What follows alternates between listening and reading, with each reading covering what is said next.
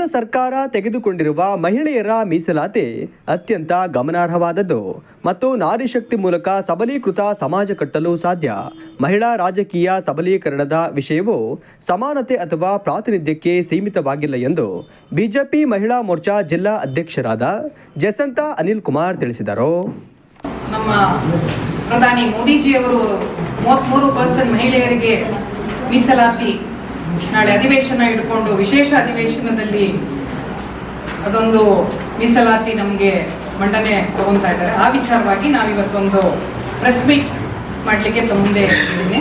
ಎಲ್ಲ ಮಾಧ್ಯಮ ಮಿತ್ರರಿಗೂ ಮತ್ತೊಮ್ಮೆ ಸ್ವಾಗತಿಸುತ್ತಾ, ನಾರಿ ಶಕ್ತಿ ಮೂಲಕ ಸಬಲೀಕೃತ ಮಹಿಳೆಯರು, ಸಬಲೀಕೃತ ಸಮಾಜ ನಿರ್ಮಾಣ.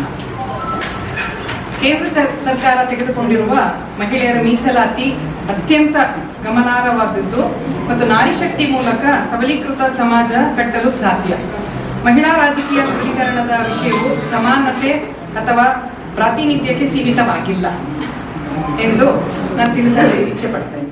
ಸುದ್ದಿಗೋಷ್ಠಿಯಲ್ಲಿ ಮಾತನಾಡಿದ ಅವರು, ನಾರಿ ಶಕ್ತಿ ವಂದನಾ ಕಾಯ್ದೆ 2023 ಸೆಪ್ಟೆಂಬರ್ 2023ರಲ್ಲಿ ಅಂಗೀಕರಿಸಲಾದ ಸಾಂವಿಧಾನಿಕ ತಿದ್ದುಪಡಿಯು ಲೋಕಸಭೆ, ರಾಜ್ಯ ಶಾಸಕಾಂಗ ಸಭೆಗಳು ಮತ್ತು ದೆಹಲಿ ಶಾಸಕಾಂಗ ಸಭೆಯಲ್ಲಿ ಮಹಿಳೆಯರಿಗೆ 1/3 ಸ್ಥಾನಗಳನ್ನು ಮೀಸಲಿಡುವುದನ್ನು ಖಚಿತಪಡಿಸಿದೆ.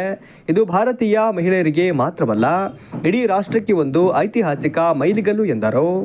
ನಾರಿ ವಂದನ್ ಅಭಿಯಾನದ ಅಡಿಯಲ್ಲಿ ನಾಳೆ ನಮ್ಮ ಭಾಜಪಾ ಕಚೇರಿ ಪಾಂಚಜನ್ಯದಲ್ಲಿ ನಾವೊಂದು ಮಹಿಳಾ ಸಮಾವೇಶವನ್ನು ಹಮ್ಮಿಕೊಂಡಿದ್ದೀವಿ. ಇದಕ್ಕೆ ಅತಿಥಿಗಳಾಗಿ ನಮ್ಮ ರಾಜ್ಯ ಮಹಿಳಾ ಮೋರ್ಚಾ ಉಪಾಧ್ಯಕ್ಷರಾದಂತಹ ಶ್ರೀಮತಿ ಮಾಳವಿಕಾ ಅವಿನಾಶ್ ರವರು ನಮ್ಮೊಂದಿಗೆ ಸೇರಲಿದ್ದಾರೆ. ಹಾಗೆ ನಮಗೆ ರಾಜ್ಯದಿಂದ ಸುಮಾರು ಕಾರ್ಯಕ್ರಮಗಳನ್ನು ರಾಷ್ಟ್ರ ಹಾಗೂ ರಾಜ್ಯದಿಂದ ನಮಗೆ ಕೊಟ್ಟಿದ್ರು. ಅದರಲ್ಲಿ ಪ್ರಮುಖವಾಗಿ ಇದೊಂದು ಮಹಿಳಾ ಸಮಾವೇಶ, ಆಮೇಲೆ ಸಹಿ ಸಂಗ್ರಹ, ಮಿಸ್ಡ್ ಕಾಲ್ ಒಂದು ಅಭಿಯಾನ, ಹಾಗೆ ಸ್ಕೂಟಿ ರ್ಯಾಲಿ ಸಹ ಹೇಳಿದ್ದಾರೆ. ಅದನ್ನು ಸಹ ನಾವು ನಗರ ಮಂಡಲದಿಂದ ಶನಿವಾರ ನಾವು ಹಮ್ಮಿಕೊಂಡಿದ್ದೀವಿ. ಹಾಗೆ ನಾಳೆ ಏನು ನಮ್ಮ ಜಿಲ್ಲಾ ವತಿಯಿಂದ ನಾವು ಮಾಳವಿಕಾ ಮೇಡಮ್ ಬರ್ತಾ ಇದ್ದಾರೆ, ಪಾರ್ಟಿ ಆಫೀಸಲ್ಲಿ ಅದೊಂದು ಸಮಾವೇಶ ಕಾರ್ಯಕ್ರಮ ಮಾಡ್ತೀವಿ. ಅದರೊಂದಿಗೆ ನಾವು ವಾಕಥಾನ್ ಸಹ ಹೇಳಿದ್ದಾರೆ. ಏನ್ ಮಹಿಳಾ ಮೀಸಲಾತಿಗೆ ನಮ್ಗೆ ಏನ್ ಕೊಟ್ಟಿದ್ದಾರೆ ಅದರದ್ದು ಪ್ಲೇ ಕಾರ್ಡ್ಸ್ ಮೂಲಕ ನಾವು ಆಜಾದ್ ಪಾರ್ಕ್ ಸರ್ಕಲ್ ಇಂದ ಪೋಸ್ಟ್ ಆಫೀಸ್ ರೋಡ್ ಅಲ್ಲಿ ತೆರಳಿ, ನಂತರ ಆಶ್ರಯ ಹಾಸ್ಪಿಟಲ್ ಕಟ್ ರೋಡ್ ಇಂದ ಪುನಃ ನಮ್ಮ ಪಾರ್ಟಿ ಆಫೀಸ್ಗೆ ಸೇರಲು ಒಂದು ಕಾರ್ಯಕ್ರಮ ನಾವು ಹಮ್ಮಿಕೊಂಡಿದ್ದೇವೆ.